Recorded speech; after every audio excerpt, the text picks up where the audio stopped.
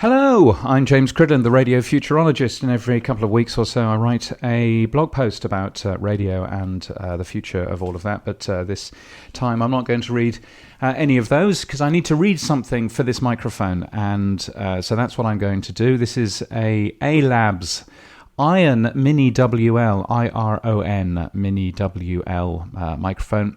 It's a bit unusual in that it is a completely wireless microphone. So there's not a wire at all connecting the microphone to the computer. Instead, it uses a UHF connection, apparently, which is very exciting. HD quality audio. It says that it has incredible warm, rich and full tone that keeps your audience hooked. Now, I'm about 6 inches away from the microphone itself. It's made for minimalist or smaller setups, it says, and one of the things it does say is that it features a zero latency stereo headphone monitoring jack on the receiver. That may be the case. It may be a zero latency, but it definitely does not sound like it's zero latency. There is definitely latency in my headphones. Not quite sure where that latency is coming from, although there's virtually no latency, but there is some latency. So it claims it's zero latency, but it isn't.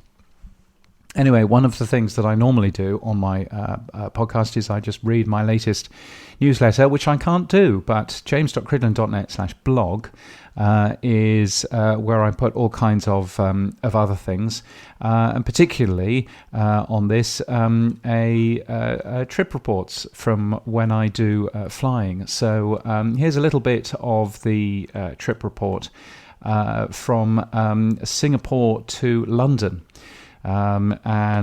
Yes, I was in Singapore. I was weighed down by an annoyingly bulky box of audio equipment that I was returning to a company in London. So I decided that much though I'd like to spend 6 hours walking around Singapore, I'm probably best retiring to the first lounge, which is usually and indeed universally acknowledged as the best on the network since I've got work to do.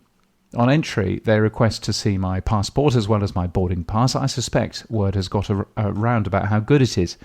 And there's a black market in boarding passes, I think, maybe. Anyway, it's great again. I have a decent coffee. I work for a few hours. Then I have a lovely meal and a drink. And I'm remarkably productive. Given that this first lounge is run by Sofitel, who run all Qantas lounges, I'm fascinated at the difference and what Qantas can learn from this space to help all of their other lounges reach the same standard. A shower follows, and then it's off to the gate. And for this leg, I've got a points upgrade to premium economy, even though I am in an aisle seat. Julian comes up to give me a platinum welcome. Julian genuflects next to my chair, looking up into my eyes, locking me in eye contact, professing his sheer and utter joy at me, flying his humble aeroplane. He would hold my hand if he could, maybe steal a quick kiss, a passionate embrace, possibly with tongues. He's overjoyed at my presence, although not that overjoyed, since after his short speech of love and respect on bended knee, he adds, I'm working on the level below, so I won't see you during the flight, but if you need me, you can always come down and find me. He tells me that the staff looking after me here include something like Beverly Male, Beverly Female, and Anton, which is really weird. Is that what he calls them? I guess we'll never find out since he's working in first class, not premium economy, and I'll never see him again. I skip dinner, so I'm still full of the munificence of the Qantas First Lounge, and sleep for much of the flight, waking about 3 hours before landing and discovering that there was a Toblerone left in the galley. Breakfast is the usual Qantas affair of a mystery muffin, some fruit and a hot breakfast, including scrambled eggs that are actually quite tasty and the curious Qantas baked beans, created by a chef who has never had baked beans before and asked ChatGPT for a recipe instead. If these are your baked beans, Neil Perry, just stop and think about what you're doing. I watch my downloaded stash of YouTube videos. Someone restores a 1940s desk lamp. James May gets someone else to cook him a cheese sandwich. The latest edition of Have I Got News for You with Mel off Mel and Sue ABC's Media Watch, John Oliver rants about farm workers and AI. Big Clive distills some cheap cider. Some quite annoying people walk around the hidden bitch of Archway Underground Station in high-vis vests, saying annoying things like, "Give it the beans," whenever they turn their torch on. Tom Scott does something wearing protective clothing. A man eats some lava bread, a thing made out of seaweed, which doesn't look very nice.